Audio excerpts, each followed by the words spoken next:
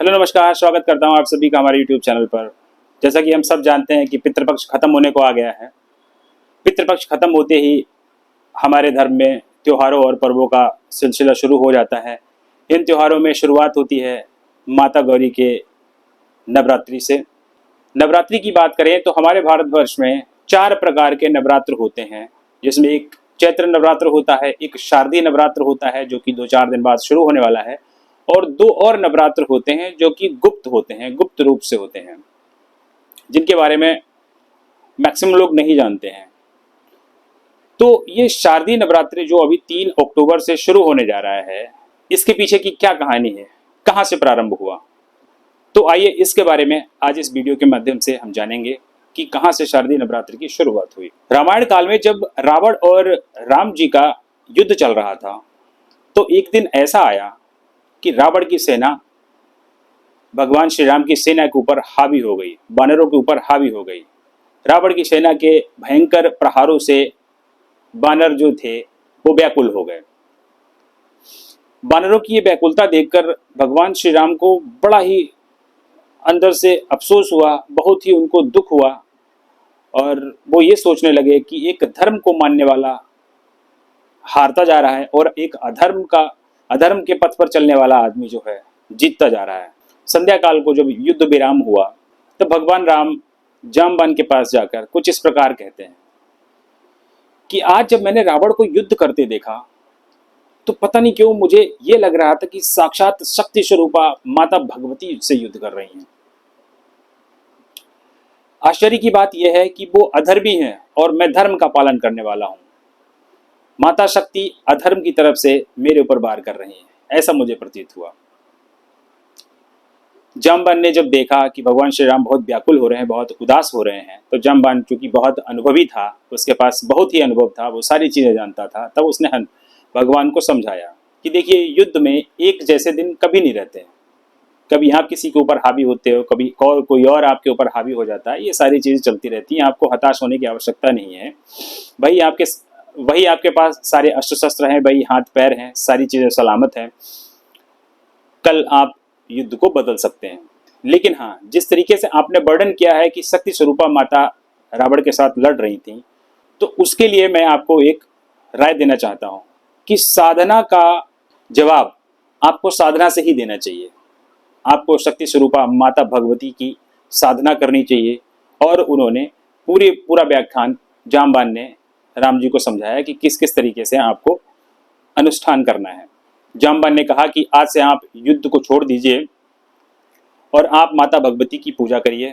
तब तक युद्ध लक्ष्मण, सुग्रीव, अंगद, हनुमान ये संभालेंगे।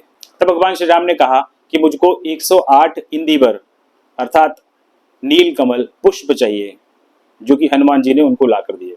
नीलकमल प्राप्त होने के बाद में उन्होंने पहले दिन से माता शैलपुत्री की पूजा की, दूसरे दिन माता ब्रह्मचरणी की पूजा की, तीसरे दिन माता चंद्रघंटा की पूजा की, चौथे दिन कुष्मांडा की पूजा की, 5वें दिन माता स्कंद माता की पूजा की, 6ठे दिन माता कात्यायनी की पूजा की, 7वें दिन माता कालरात्रि की पूजा की, 8वें दिन महागौरी की पूजा की। जब वो 90वें दिन माता सिद्धिदात्री की पूजा कर रहे थे, तब तक वो 107 नीलकमल पुष्प जो थे माता को अर्पित कर चुके थे। मात्र एक बचा था। उस समय भगवान श्री राम आंख बंद करके देवी के ध्यान में थे। तब देवी ने सोचा कि क्यों ना हम इनकी परीक्षा लें। तब देवी ने चुपके से आकर वो एक नीलकमल वहां से गायब कर दिया। जब उस 108वें नीलकमल को अर्पित करने की बारी आई, तो भगवान श्री राम ने अपना हाथ उस पात्र की तरफ बढ़ाया जहां पर नीलकमल रखा हुआ था। तब उन्होंने पाया कि वहां पे किसी तरीके का कोई पुष्प नहीं है। भगवान श्री राम को बड़ा आश्चर्य हुआ और मन में बहुत ही खेद भी हुआ, बहुत दुख हुआ उनको कि लगता है मेरी साधना ये विफल हो जाएगी, माता रानी हमसे प्रसन्न नहीं हो पाएंगी। लेकिन इस व्याकुलता के बीच में उन्होंने एक युक्ति निकाली। उन्होंने सोचा कि जब मैं बचपन में था तब मेरी माता मुझसे राजीव नयन बोला करती थी, नीलकमल बोला करती थी, राजीव नयन वाला मेरा बेटा। तब उन्होंने सोचा कि मेरे पास तो अभी 2 नीलकमल उपलब्ध हैं। उन्होंने तरकश की तरफ अपना हाथ बढ़ाया और वहां से एक तीर निकाला। उन्होंने सोचा कि अपना एक नयन रूपी नीलकमल मैं माता को अर्पित कर दूंगा। जिससे मेरी साधना सिद्ध हो जाएगी और माता मुझसे प्रसन्न हो जाएंगी। जैसे ही उन्होंने तीर उठाया अपनी आँख निकालने के लिए, त्यों ही माता वहाँ पर प्रकट हुई।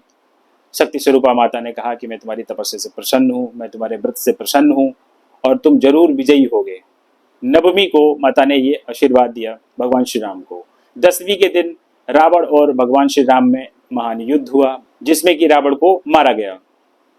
इसी 10वीं को आज हम दशहरा के रूप में मनाते हैं और भगवान श्री राम ने जो 9 दिन तक शक्ति स्वरूपा माता की पूजा की, उसको हम नवरात्र के रूप में मनाते हैं। इस शारदीय नवरात्रि का प्रारंभ भगवान श्री राम के द्वारा ही हुआ था।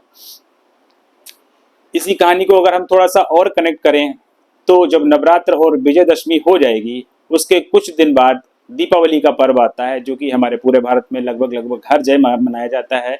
स्पेशली उत्तर भारत में हम इसको बहुत ही धूमधाम से मनाते हैं।